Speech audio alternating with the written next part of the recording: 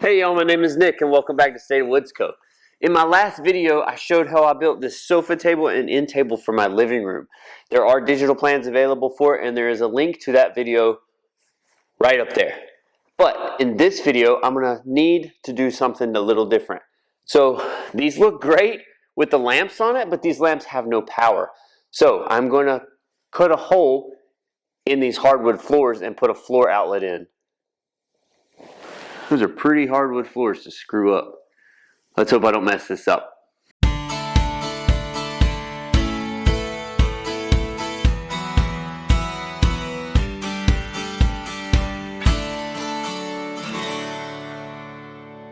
So now we're in my unfinished basement just below the living room. Now when I built the house years ago, I had the electricians go ahead and put an outlet underneath here to allow me to wire this up in the future. Anybody home? Hey, think with fly, think. None of this is really gonna matter. This is gonna be a drop ceiling when I get to redoing this room, which is a future project for another day. So I'm gonna open up this. I'm gonna see what's in here. All right, let's see what this is about. Ah! I'm just playing. It's all turned off, I made sure. I'm gonna go ahead and measure from the wall there and from the wall in the back to make sure that I'm centered in the room. And we'll go upstairs and measure the same thing to make sure that when I cut the box in the floor, I don't hit any of these trusses underneath the floor. I wanna make sure that I'm in one of these cavities where it's a lot easier to work with. I cannot believe I'm about to do this.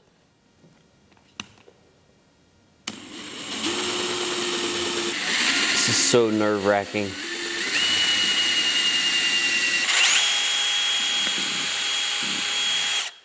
So now that we have a little pilot hole, what I'm gonna do is I'm actually gonna turn a flashlight on and I'm gonna push it right on top of that hole. I'm gonna go downstairs and look and see where that hole is. That way I know if I'm too far one way or the other and I can space my outlet out exactly where I need it to be. Okay, so you can perfectly see that the flashlight is aiming right here. So this is gonna be a perfect area for me to cut out the space for the junction box. So let's go back upstairs and go ahead and cut this thing.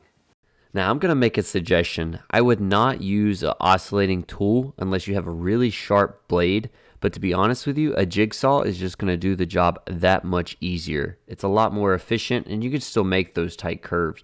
You don't have to worry about cutting right on your template lines. The template is greatly undersized compared to the cover itself, so the chances of you cutting past the cover are extremely slim.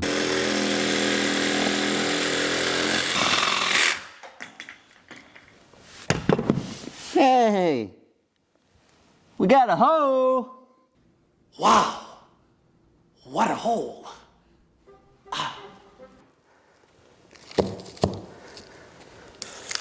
The true test is how boogered up is the floor now that I messed it all up probably.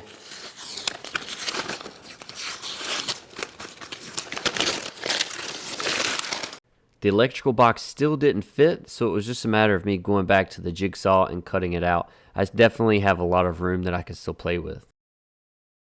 Once I cut the opening a little bit bigger, everything fit perfectly and it was time to start wiring. Now for my outlet, it is going to be on a 3-way switch and I'm going to make one side of it hot all the time and one side of it hot on the switch. I'm going to run it in 14 gauge wire just like the rest of my outlets in the house.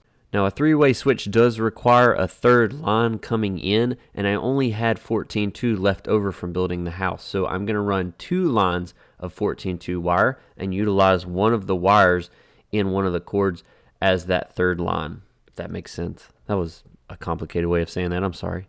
So since there's no electricity hooked up to any of this, I can go ahead and wire up this outlet box first. Once I've pulled my wires through and secured everything, it's just a matter of going ahead and screwing the electrical box to the floor. Make sure you pre-drill and then screw this in. On the brass side, we're gonna have one side that's gonna be hot all the time and one side that's gonna be worked on a switch. That's why we've got these 3 different leads versus having just 2 hots coming in. So we're gonna break this little tab off right here. That little brass connection between the two, it's now gone. So these two are separate. That little connection being gone is what allows us to have one side of the outlet hot all the time and one on the switch. This outlet and any outlet that you purchase always comes with instructions on how to properly wire it up. The silver on with our neutral, and then on the opposite side went ahead and put the hot from the same line on the left side, and then this will be basically our red on the opposite side. And then we'll go ahead and push it all back down in here and we'll test it. So there are these little screws on either side that help you align the height of your outlet. So either unscrewing it allows it to go deeper, and screwing it in makes it come shallower. That way, when you set this in, everything is nice and flush, and the seam on the inside is nice and tight, so stuff doesn't get through there and you don't have a lot of air pockets coming through your floor. Getting this gasket put on correctly, dropping it down,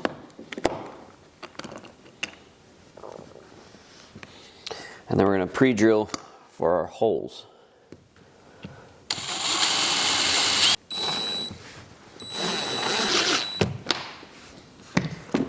All right, so now that we're pretty much finished upstairs for the meantime, let's go downstairs and go ahead and wire this thing up. So when it comes to electrical, it's smart to always ask a professional to do something like this. This is not real smart, kid. I thought you were pro material.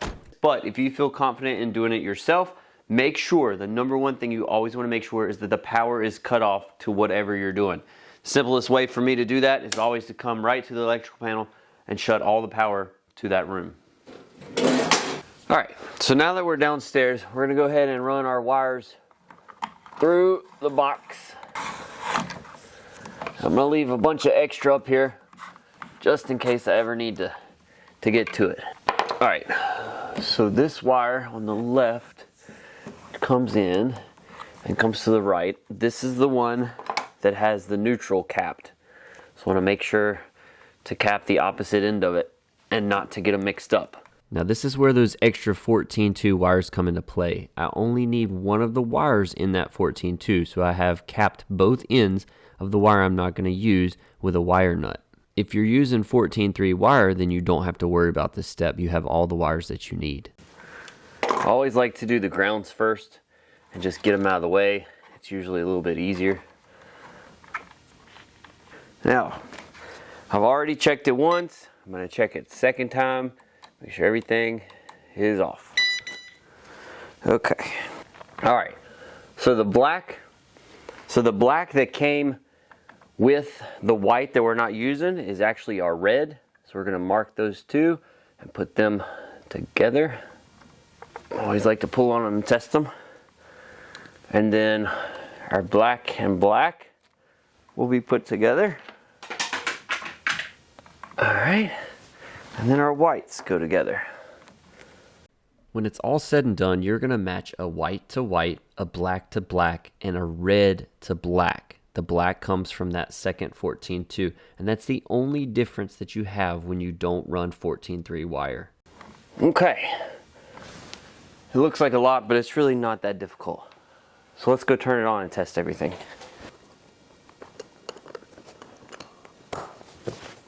Okay. Let's go see if it worked. I hope it worked.